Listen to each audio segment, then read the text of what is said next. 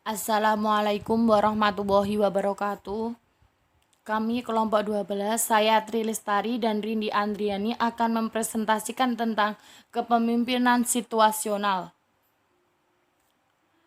Teori kepemimpinan situasional.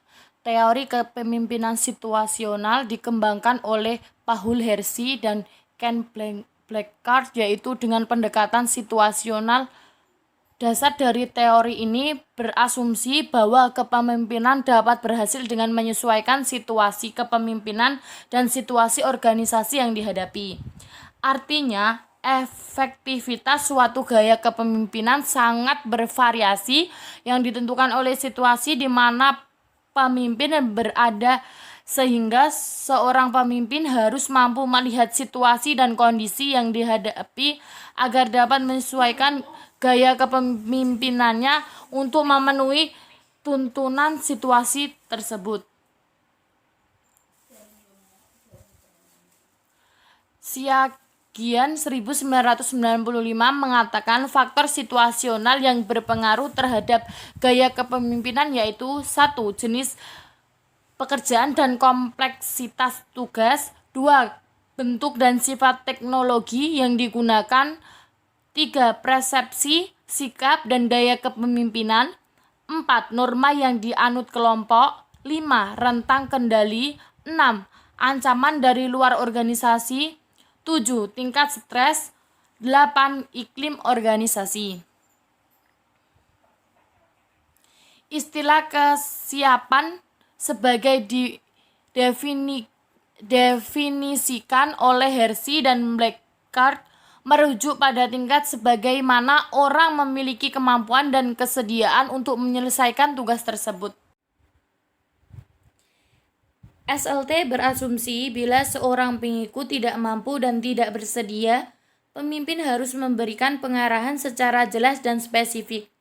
Bila para pengikut tidak mampu namun bersedia, pemimpin harus menampilkan orientasi tugas yang tinggi untuk mengimbangi kurangnya kemampuan para pengikut sehingga orientasi hubungan yang juga tinggi untuk membuat para pengikut mengikuti keinginan pemimpin. Apabila para pengikut mampu namun tidak bersedia, pemimpin harus menggunakan gaya yang suportif dan partisipatif. Sementara bila karyawan mampu dan bersedia, pemimpin tidak perlu berbuat banyak. Konsep mayoritas bawahan atau pengikut. Mayoritas atau majority adalah kematangan bawahan.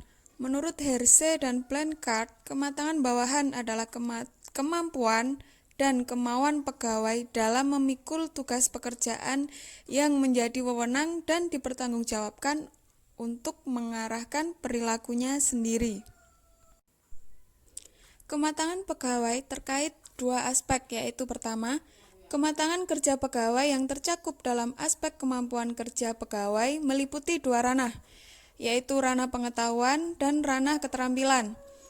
Yang kedua, kemauan kerja pegawai adalah kematangan psikologis atau kematangan soft skill yang dikaitkan dengan komitmen, integritas, kemauan, dan motivasi untuk melakukan suatu tugas pekerjaan.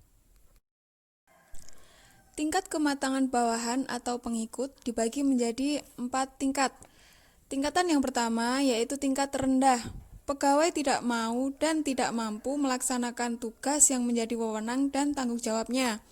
Untuk tingkat kedua yaitu tingkat sedang. Pegawai tidak mampu melaksanakan tugas yang menjadi wewenang dan tanggung jawabnya, tetapi mau bertanggung jawab. Tingkatan yang ketiga yaitu cukup matang. Pegawai mampu melaksanakan tugas yang menjadi wewenang dan tanggung jawabnya, tetapi tidak mau melakukannya karena satu atau beberapa hal, tidak yakin akan keberhasilan kerjanya, sehingga tugas tersebut tidak dilaksanakan. Tingkat yang keempat, yaitu sangat matang. Pegawai mau dan mampu melaksanakan tugas yang menjadi wewenang dan tanggung jawabnya. Sekian yang dapat kami sampaikan. Saya Tri Lestari dan rekan saya Rindi Andriani mengucapkan terima kasih dan mohon maaf yang sebesar-besarnya apabila ada kesalahan kata atau penyampaian yang kurang jelas. Kami mohon maaf. Wassalamualaikum warahmatullahi wabarakatuh.